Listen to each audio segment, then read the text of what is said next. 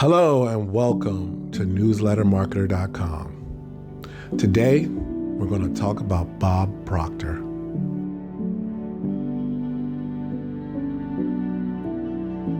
Thanks for stopping by and watching this video. Today, we're going to talk about Bob Proctor. And as you may know, if you're in the entrepreneurial world, or you might not know, that Bob Proctor passed away on February 3rd, 2022. For those of you who may not be familiar with Bob's work, Bob was a Canadian author, motivational speaker. He was a self-help lecturer and an entrepreneur.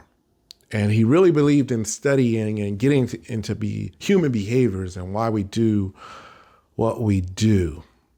And this one was a tough one. I mean, I've always enjoyed Bob and his lectures and his speeches, his books that he wrote, and he lived to be 88 years old. But I mean, this gentleman can get up on a stage and light up a whole room in his 80s. And it's just, it's a big loss to the entrepreneurial community. If you looked at his work and his speeches and everything that he's created over the years, it's hard to believe that he's gone. I couldn't believe it. You know, even at 88, and you might say, "Wow, that's a good life." But it's, death is, oh man. Scripture says that God puts forever in our hearts. And sometimes you just, think that it's not going to happen to that person, and it does. It's going to happen to all of us, and it's hard. It's tough. I never got an opportunity to meet Bob, but I just enjoyed his story and his way of thinking. Some of his teachings has helped me out tremendously as an entrepreneur, my own self. And I could reflect back at some of the things that he taught, that if I would have implemented them sooner, how much further I could be in my entrepreneurial career. Bob wrote a book called You Were Born Rich. This book is free at his website. I'll put the link down in the description of this video. I'll also put down some links of some of my favorite lectures and speeches that he gave. But he wrote this book, You Were Born Rich, meaning not that everyone comes from, means in which they can just, become rich. But what he means by that is we have the capability in our mind. We just have to change our mindset and get educated on whatever we're trying to do to accomplish it. And it can be done. It can be done with hard work. But what Bob always talked about was having the right mindset. So I wanted to go over a few things that I learned from Bob, and maybe that can help you on your entrepreneurial path. And I always like to tell stories. I'll tell a couple stories in and out of this video, and we can go from there. So Bob talked about three things that he always does. And you can do that too when you're trying to achieve your goals or whatever it is in your endeavor. You have these three things. So number one, he says, every single day, you need to study and read every single day. And that's so true. That is so true. You need to study and read every single day, especially if you're an entrepreneur or something like that. You're a lifelong student. Bob said that he studied every single day, even in his 80s. He would read every day. One of his favorite books was Think and Grow Rich, which is an excellent book. Some people say it's one of the best business mind books ever written. I would say that it is up there. I enjoyed that book as well, Think and Grow Rich. But I would say he used to read that book every day. Underlined it, study it every single day. Some of the most successful people are avid readers. I remember listening to an interview of Bill Gates. Bill Gates would say he reads minimum 2 books a week just to continue to educate himself, to continue to learn. Tony Robbins, motivational speaker, he mentions what he used to say: skip a meal, don't skip reading. Always make some time to read and study every single day. And I figured out when I implemented this strategy is that I became a lot, you say, wiser when it came to small business, making decisions, taking my time, things like that. When I first started out, especially when I got started in real estate, I made a lot of stupid mistakes. And it was because I stopped reading. I stopped educating myself. Whatever it is you're getting into, whatever endeavor that you are taking, you keep studying in that endeavor. You keep learning new things. Keep reading books. Keep reading. As a real estate investor, you should try to get your hands on as many real estate books as you can, so that you'll keep feeding yourself information. Back in 2006, I was involved in a real estate transaction where I lost $38,000 because I wasn't careful. I mean, it hurt so bad. And I believe if I would have kept reading back then, if I would have just kept studying, that wouldn't have happened. Because it was something very simple that I could have did to stop that. I had to put that on a separate video. But Bob said he was a lifelong student. So that's what we as entrepreneurs got to continue to do. That's what I do now. Me personally, I wake up in the morning. I like to read the Bible, the scriptures. I read the Bible. I always like to find after that a positive story, something to start the day off positive. You know, somebody helping out somewhere, somebody's making a difference, whatever it is. I like to focus on a positive story. And then after that, I will read something educational that's going to help benefit me in my entrepreneurial path. Those are how I like to get the day started. You may choose a different type of way, but the key is to always get the reading done. And one of the reasons why I like to do something positive first, because there's so much negativity going on in the world that can get your day off to a non-productive start, or you might feel bad or depressed when there's so many other good things going on.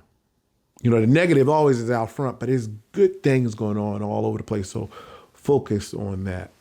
Be a lifelong student.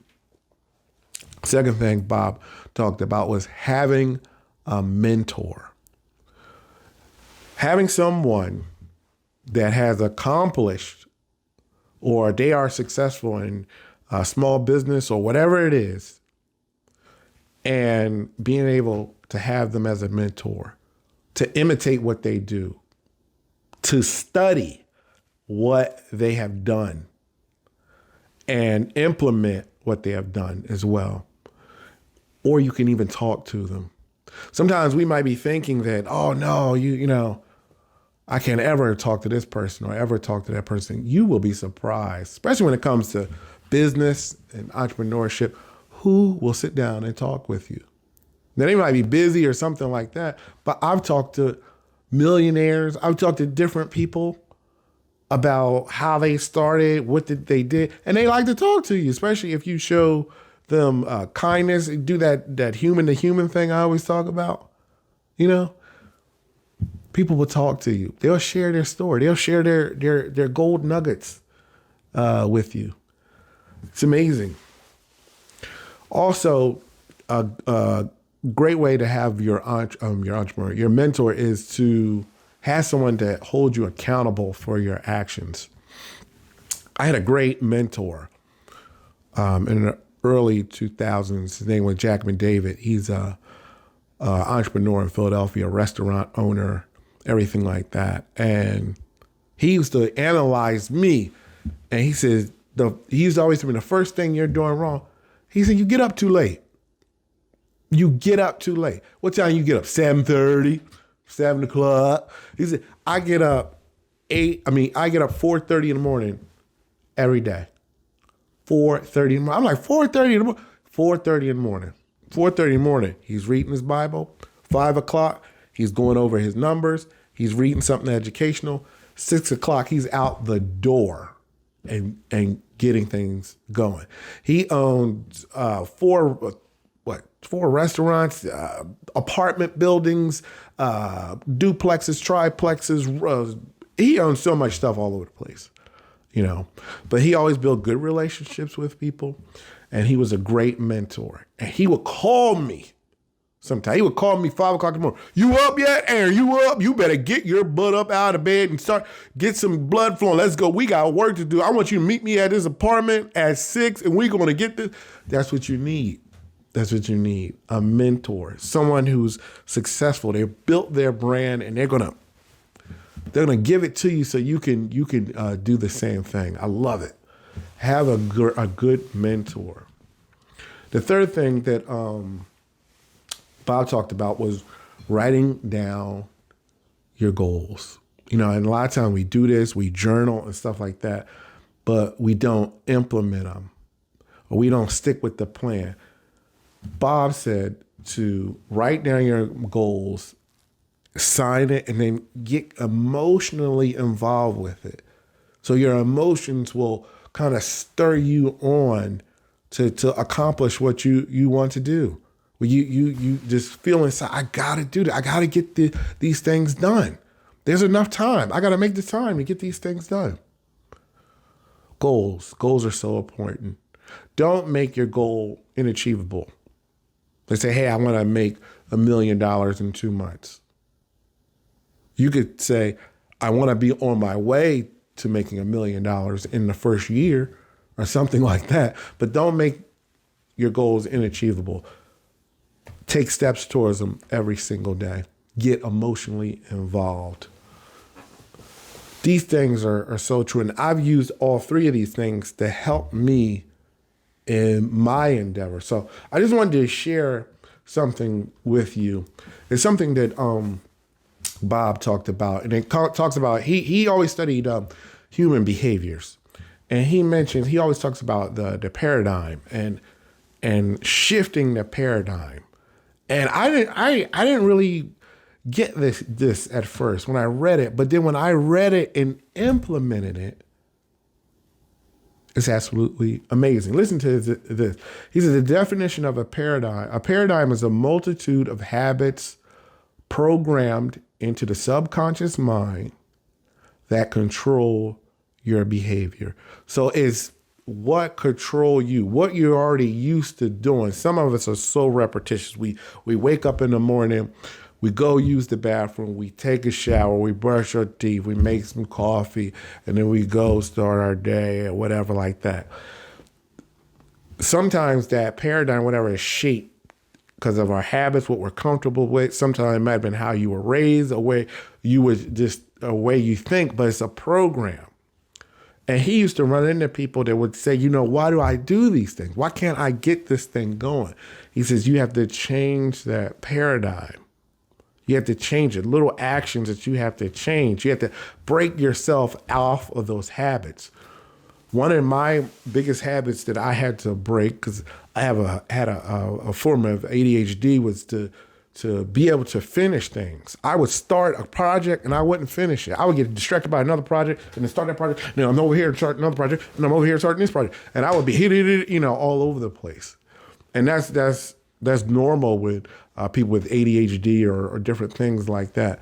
But when I slowed down and I actually changed that paradigm, when I'm like, wait a minute.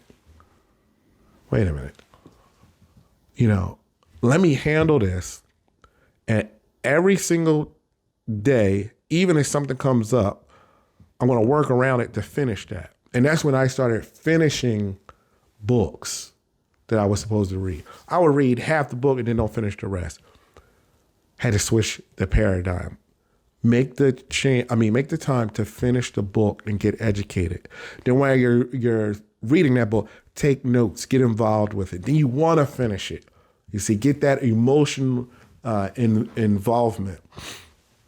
So those are the things that I did to switch the paradigm, is to go through the three things that Bob talked about. If you want to switch it, read every day, study, have a mentor, write down your goals. Now, here's the thing. You could use this switching the paradigm in anything in your life. Let me just tell you a quick story here, okay?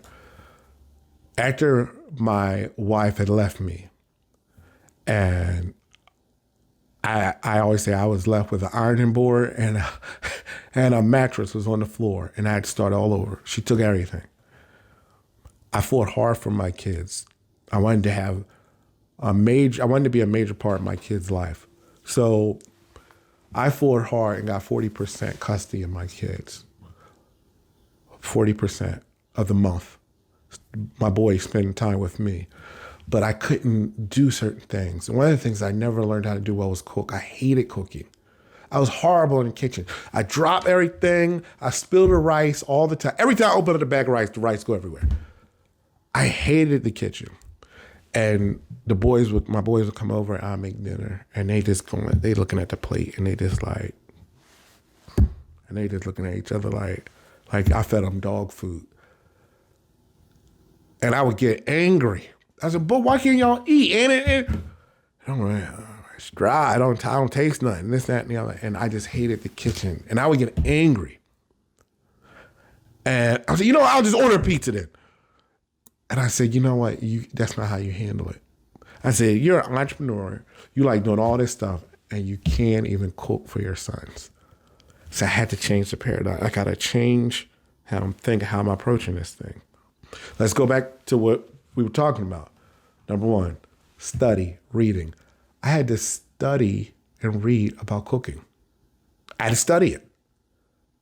I started looking at videos. I started reading about it. How to flavor the food.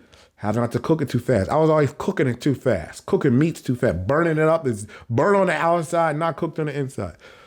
I had to read and study how to cook. Got a mentor. I got a lady that I knew. She would tell me, no, Aaron, do this, do that. I would go do it, mess it up. I'd be like, you know what? I'm tired of that kitchen. She said, no, Aaron, you're going to go in there and you're going to fix dinner tonight for your kids. You're going to do this, you're going to do that, you're going to do that. She said, you know what? You need to go out and start off with an Instapot and slow cook your food. Then you need to graduate to this. Then you need to do that. Then you need to do that. I studied all that. I kept working on it. Third, I wrote down my goals. Okay, I want to be able to make this, and I want to get good at making spaghetti, and I want to be able to do that. I bought a chef shirt to make me feel like a chef. And as of today, my boys lick their plates. I make the best chicken wings. I make the best Salisbury steak. I make the best broccoli. Okay? Everybody wants my waffles, my Belgian waffles. This is coming from a guy who hated the kitchen, couldn't do anything. And now people are coming to me. Can you make that? Can you make that? The kids, all my son's cousins. Aaron, can you make your cookies? The cookies are so good. We love them. One time I made 50 cookies. The kids went through them in 2 days. My sons and all their cousins went through the cookies in 2 days. That was me changing the mindset. I was already saying I couldn't do it, and I could do it. You could do that too when it comes to your small business. Change the paradigm, what he's saying. The three things: study, read. Well, study, read, having a mentor, writing down your goals. My mother's